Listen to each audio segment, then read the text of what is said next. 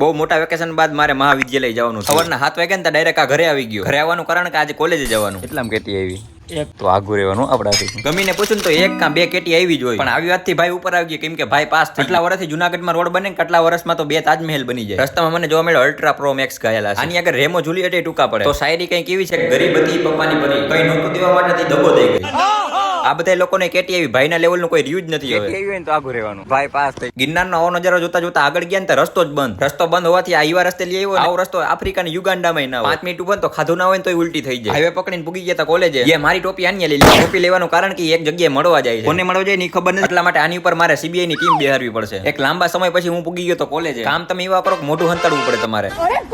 ત્યાં જઈને મારી મુલાકાત થઈ કૂતરા પ્રેમીઓ સાથે. બીજું તો કોઈ હોવું જોઈએ ને આગળ પ્રેમ કરવા માટે. આના સપના કલર નું કલેક્શન જોઈ મને એમ થઈ ગયું કે એ ક્યાં હે. એક લેક્ચર ભરીને હું આવી ગયો તો ક્રિકેટ ગ્રાઉન્ડ માં. ભર ઉનાળે બધું લીલુંછમ થઈ ગયું કેમ કે વરસાદે થોડાક દી પહેલા ફૂલ બાકાજીકી બોલાવી નાખી. પણ અત્યારે બાકાજીકી અહીંયા બોલતી હતી. કરોડ હેઠે તો વાતું જ ના થાય.